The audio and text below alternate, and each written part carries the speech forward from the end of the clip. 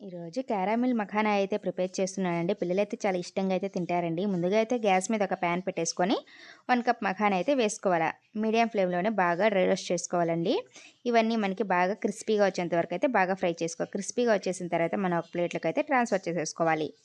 అదే ప్యాన్‌లో మనకి స్వీట్‌కి తగ్గట్టు బెల్లం యాడ్ చేసుకోవాలండి. నేనైతే మీకు కావాలంటే షుగర్ అయినా యాడ్ చేసుకోవచ్చు. నేనైతే ఇక్కడ బెల్లంతో అయితే చేస్తున్నాను. బెల్లం వేసుకొని మొత్తం బాగా మెల్ట్ అయిపోయిన తర్వాత కొంచెం బటర్ కానివ్వండి, నెయ్యి కానివ్వండి ఏది ఉంటే అది మనకి ఏది అవైలబిలిటీలో ఉంటుందో అది యాడ్ చేసుకోవచ్చండి. నేనైతే బటర్ అయితే యాడ్ చేశాను. ఇవి మొత్తం బాగా మెల్ట్ అయిపోయిన తర్వాత ముందుగా ఫ్రై చేసి పెట్టుకున్న మఖానా కూడా వేసేసి మొత్తం అయితే ఈ పాకాన్ని బాగా కలుపుకోవాలండి. ఈ మఖానాకైతే ఈ పాకం మొత్తం బాగా కలిసేలాగా కలుపుకోవాలి. ఇవన్నీ బాగా కలుపుకున్న తర్వాత బాగా పట్టిన తర్వాత ఇప్పుడైతే గ్యాస్ అయితే ఆఫ్ చేసేయాల. గ్యాస్ ఆఫ్ చేసేసి మనకి చల్లారిన తర్వాత ఇవన్నీ కూడా ఇలాగా విడివిడిగా బాగా వచ్చేస్తాయండి. ఒక టైట్ కంటైనర్ బాక్స్‌లో పెట్టుకుంటే మనకి చాలా రోజులు నిలువ అయితే ఉంటాయి. మన ఛానల్‌ని ఎవరైనా ఫస్ట్ టైం చూస్తుంటే సబ్స్క్రైబ్ చేసుకోండి ఫ్రెండ్స్. అలాగే లైక్ కూడా చేయండి.